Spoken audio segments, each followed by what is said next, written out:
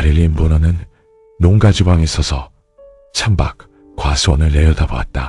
어제 비가 쏟아졌음에도 일꾼들은 주말 내내 관수 시스템을 손보며 나무에 물을 주어야 했다. 그녀는 손이 많이 가는 과수원이 마치 응석바지 아이 같다고 생각했다. 사업의 중심은 과수원 너머에 있는 작은 잼 가공 공장이었다. 평일에는 여러 사람이 북적이지만 주말이면 정적이 흐르는 곳이다. 처음 공장을 지었을 때 마을 사람들은 무리한 투자라며 수군거렸지만 이제는 그 소리들이 모두 사라졌다. 큰 부자가 되지는 못해도 자식들에게 물려줄 만큼 안정적인 기반을 닦았다는 사실에 만족했다. 그녀는 교회와 묘지를 다녀올 때 입었던 옷을 그대로 입고 있었다. 평소라면 집에 오자마자 옷을 갈아입었겠지만 오늘은 그럴 기운조차 나지 않았다. 입맛마저 없는 상태였기에 남들이 보기엔 몸살 기운이 있는 것처럼 보였을 것이다. 하지만 마릴린은 자신의 마음을 어지럽히는 원인을 정확히 알고 있었다. 창가에서 몸을 돌려 주방 내부를 살폈다. 몇 년 전 욕실과 1층 공간을 함께 수리한 덕분에 이제야 비로소 원하던 집다운 모습이 되었다. 예전에는 부모님의 집 같은 느낌이 들어 불편했지만 성인이 되어 겪은 여러 고비와 경험을 통해 지금의 공간을 만들었다. 지나온 세월이 쉽지는 않았어도 후회는 그리 많지 않았다. 그럼에도 오늘 낮에 목격한 장면이 계속 머릿속을 맴돌았다. 모르는 척 시간을 보내며 상황이 해결되기를 기다릴까 고민했다. 하지만 문제를 외면하는 것이 최선이 아니라는 점을 이미 뼈저리게 배운 터였다. 마릴린은 가방을 집어들며 해야 할 일을 결정했다. 캔디는 자동차 조수석에 상자들을 모두 밀어넣은 뒤 다시 집 안으로 들어가 창가에 둔 금색 불상을 챙겼다. 투박한 생김새였지만 행운을 가져다 준다고 믿어온 물건이었다. 새로운 시작을 위해 돈이 필요해지면 곧장 전당포에 맡길 생각이었다. 신문지로 감싼 불상을 글러브 박스에 넣고 밖으로 나와 짐을 살폈다. 머스탱 차량의 트렁크가 겨우 닫힐 정도였고 조수석에는 짐이 높게 쌓여 옆 창문이 보이지 않을 지경이었다. 구석구석 물건을 채워 넣으며 인터넷 쇼핑을 줄여야겠다고 생각했다. 나중에 더 큰 차가 없으면 급하게 떠나기가 힘들 것 같았다.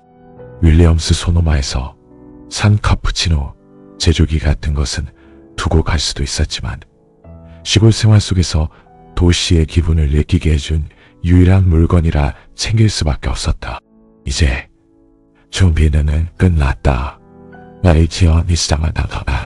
오늘 밤 타이드워터에서의 근무를 마치면 곧장 고속도로를 타고 남쪽 플로리다로 향할 계획이었다.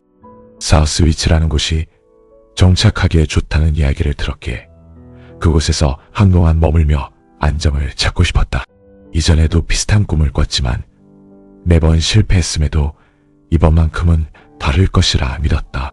토요일 밤에는 팁을 많이 벌었지만 금요일은 실망스러웠기에 마지막 근무까지 버티기로 마음먹었다. 금요일 밤 홀터넥 상의와 짧은 바지를 입고 나갔을 때만 해도 남자들이 지갑을 열며 관심을 보였다. 하지만 아비가 나타나면서 상황이 망가졌다. 그는 사우나에서 막 나온 사람처럼 땀을 흘리며 몹시 아픈 모습으로 자리에 앉아 미친 듯한 표정으로 30분 동안 캔디를 빤히 쳐다보았다. 아비가 보여준 집착은 이전에도 본 적이 있었지만 금요일 밤의 모습은 차원이 달랐다. 그는 금방이라도 위험하고 어리석은 행동을 저지를 것만 같아 주말이 빨리 지나가기만을 바랐다. 다행히 아비는 휴대폰 전화를 받고 급히 발을 떠났기에 그날 밤의 소동은 면할 수 있었다. 토요일 아침 집 앞이나 밤의 바에서 그와 마주칠까 걱정했지만 의외로 그는 나타나지 않았고 오늘까지도 보이지 않았다. 짐을 가득 실은 차를 보면 떠나려는 계획이 뻔히 보였기에 그가 나타나지 않은 것은 다행이었다. 사실 아비는 캔디뿐만 아니라 바에 있던 사람들 절반을 겁먹게 만들었다. 그가 들어오자마자 손님들이 빠져나가 팁 수입이 끊겼고 그가 떠난 뒤에도 사람들은 한동안 돌아오지 않았다. 이제 한 번의 근무만 마치면 이곳을 완전히 벗어날 수 있다. 오리엔탈에서의 생활도 다른 곳들처럼 곧 기억 속으로 사라질 것이다. 한편 앨런 보너는 주말이 끝난다는 생각에 일요일마다 우울함을 느꼈다. 그는 일이 생각만큼 멋진 것이 아니라고 생각했다. 어머니가 스스로 자립해야 한다고 강조했기에 선택의 여지도 없었다. 어머니가 운영하는 공장의 관리자로 채용되어 에어컨이 나오는 사무실에서 지시를 내리는 삶을 원했지만 현실은 편의점에 간식을 배달하는 일이었다. 어머니는 그 자리를 대학을 졸업한 누이 에밀리를 위해 비워두었기에 앨런은 그저 주어진 일을 할 수밖에 없었다. 그래도 나쁜 점만 있는 것은 아니었다. 어머니 덕분에 따로 살 집이 생겼고 공과금까지 지원받으니 번 돈을 고스란히 가질 수 있었다. 집에서 함께 지내던 시절보다 훨씬 자유롭게 드나들 수 있다는 점도 좋았다. 게다가 어머니 밑에서 일했다면 서류 작업 때문에 고생했을 것이고 매일 얼굴을 마주하는 상황이 서로에게 불편했을 터였다. 덕분에 저녁과 주말에는 온전히 하고 싶은 일을 하며 시간을 보낼 수 있었다. 지난 금요일 밤의 타이드워터는 평소보다 한산해서 즐거웠다. 아비가 나타나자 사람들이 서둘러 빠져나갔기에 반은 오히려 쾌적했다. 그 덕분에 캔디와 대화를 나눌 수 있었고 그녀가 자신의 말에 관심을 보이는 것 같아 기분이 좋았다. 캔디가 원래 모든 남자에게 친절하긴 했지만 앨런은 그녀가 자신을 특별히 좋아한다는 느낌을 받았다. 토요일에는 가게가 사람들로 꽉 차서 캔디와 대화조차 나누기 힘들었지만 주문을 외칠 때마다 그녀가 다른 사람들 너머로 미소를 지어준 덕분에 희망을 가졌다. 일요일 밤은 보통 조용하게 앨런은 아침부터 용기를 내어 그녀에게 데이트 신청을 하기로 마음먹었다. 한편 서쪽으로 3시간 떨어진 곳에서는 프랭크가 13번 홀퍼팅 그린에 서서 옆에서는 로저가 퍼팅 준비를 하고 있었다.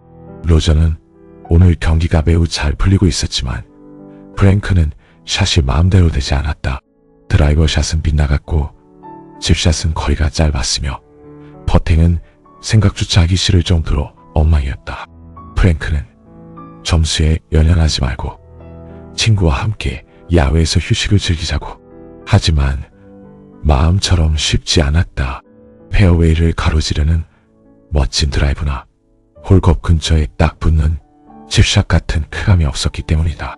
특히 8번 홀에서 퍼팅을 5번이나 한 상황은 마치 동네 미니 골프장의 장난감 구멍에 공을 넣으려는 것처럼 형편없었다. 아만다가 돌아온다는 소식조차 기분을 띄워주지 못했고 경기를 관람하는 것조차 내키지 않았다. 그는 캔에 든 맥주를 마저 비우며 아이스박스를 챙겨오길 잘했다고 생각했다. 앞으로 남은 시간이 길게 느껴졌다. 서연에게 건강적이 안 하는 시간이 길게 느껴졌다. 한편 자레드는 어머니가 집을 비운 덕분에 통금 시간 없이 늦게까지 밖에서 시간을 보낼 수 있어 즐거웠다. 대학생에게 통금을 적용하는 것은 말도 안 되는 일이라 생각했고 어머니가 돌아오면 이 점을 반드시 설득하겠다고 다짐했다. 이번 주말은 특히 자유로웠다. 아버지가 잠들면 깊게 잠드는 습관 덕분에 금요일에는 새벽 2시, 토요일에는 3시가 넘어서야 집에 들어왔지만 아버지는 전혀 눈치채지 못한 듯했다. 자레드가 오늘 아침 일어났을 때 아버지는 이미 로저와 함께 골프장으로 떠난 상태였다. 며칠간 늦게까지 밖에서 시간을 보낸 탓에 피로가 몰려왔다. 냉장고에서 먹을 것을 찾아 배를 채운 뒤 오후에 정적 속에서 낮잠을 자기 위해 방으로 향했다. 여동생은 캠프에 가 있고 리는 노먼 호수에 머무는 데다 부모님까지 집을 비워 집안은 평소보다 훨씬 조용했다. 침대에 몸을 뻗은 자레드는 휴대전화를 끌지 고민했다.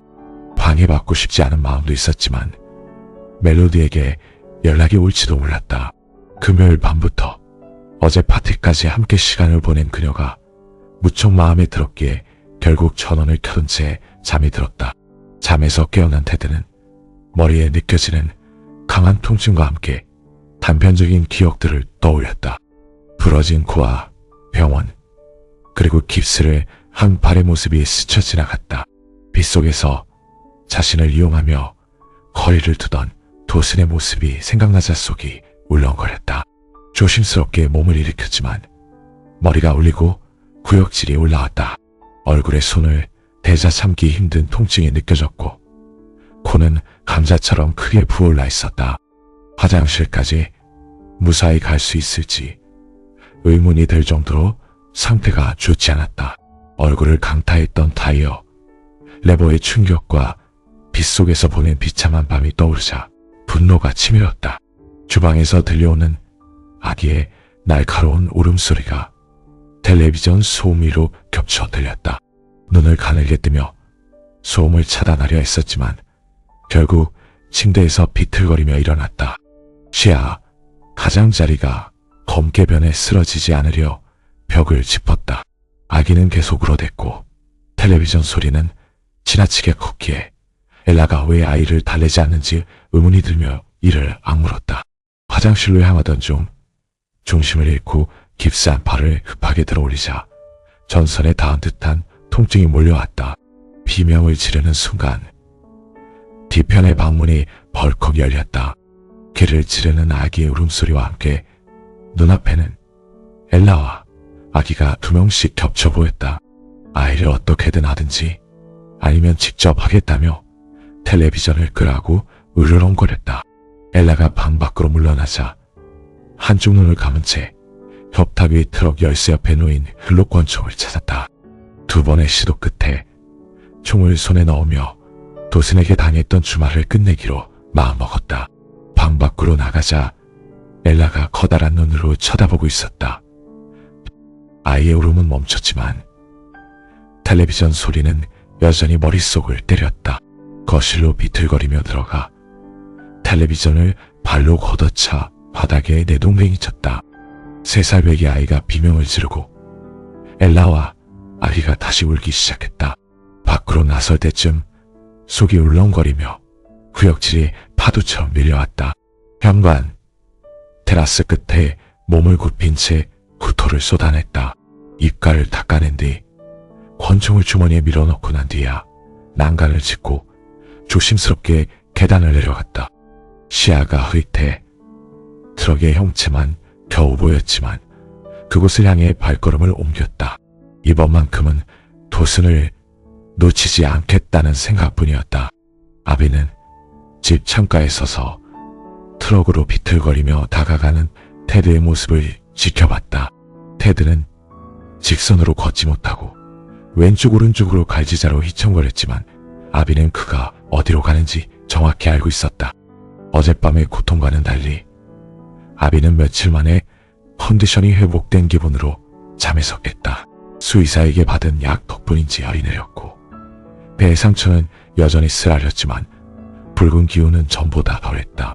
완전히 회복된 상태는 아니었지만 적어도 테드보다는 훨씬 나았다.